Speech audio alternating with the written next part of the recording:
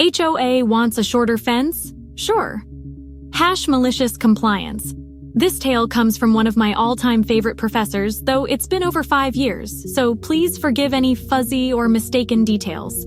My professor was a real private person, the kind who'd hesitate to share his favorite color unless you knew him well enough. When a nosy couple moved in next door, he felt the flimsy 4-foot fence he had for his dog wouldn't provide any privacy against their snooping. So he did what he thought was best. He put up a fence. But he didn't settle for the usual height that he knew his neighbors would easily peer over. Nope, he built an 8-foot fence. It didn't even take a week before the HOA started buzzing around, waving threats of fines and insisting that fences couldn't exceed 6 feet. So, being a good citizen, he rang up the fence company to have the illegal fence removed. As the fence was being taken down, he dove into the HOA rulebook, looking for the exact fence specifications. When all was said and done, he set up a brand new 6-foot fence that fit every single regulation. Except, he added a 3-foot brick wall right below it. Letting the HOA know every time I use my garbage can. HOAs. Those aren't typically greeted with enthusiasm. Trash cans are a common sight, but some are bothered by their view, so I followed the rule against having bins visible from the street.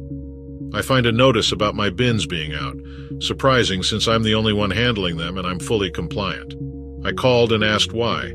The note reads, "Bins in driveway with lids off." I asked if it was a Tuesday, and it was. Pickup is Wednesday, and I was cleaning. I was using them, I calmly explained. "Oh, I'll remove the notice." "Good, but how do I prevent this again?" "Notify us." "All right," I said. "I'll tell you every time I use the trash cans." "Not necessary." "Clearly it is." That was 5 Tuesdays back.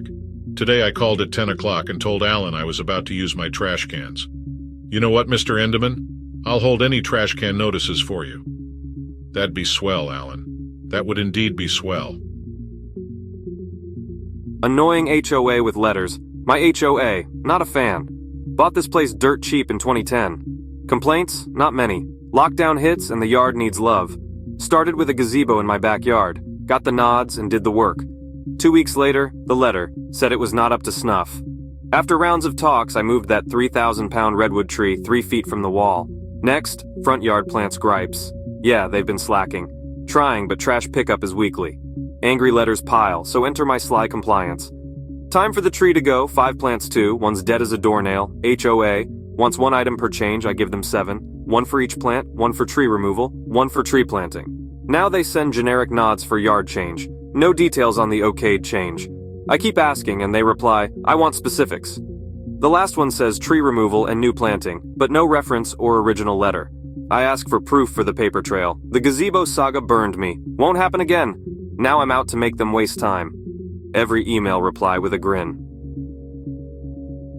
Bypassing HOA's no grass sign rule. A friend of our family lives in a neighborhood with a homeowners association, HOA.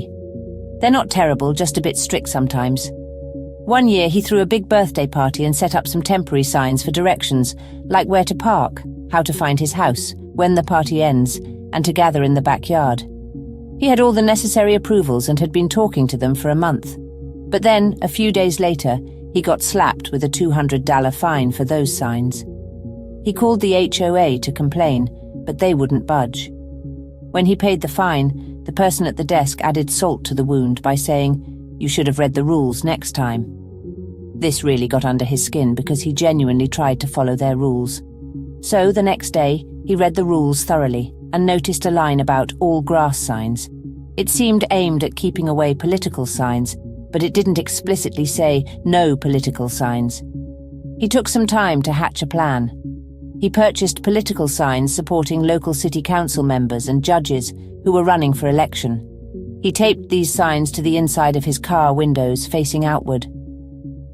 For an extra touch, he added bumper stickers for organizations like the ACLU, Peace Corps, the Teachers Union, NAACP, and whatever else he could find in a single evening.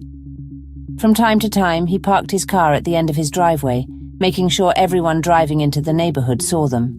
As he put it might be a small act of defiance, but it's still a rebellion. Please like and subscribe for more videos like this one. Thank you.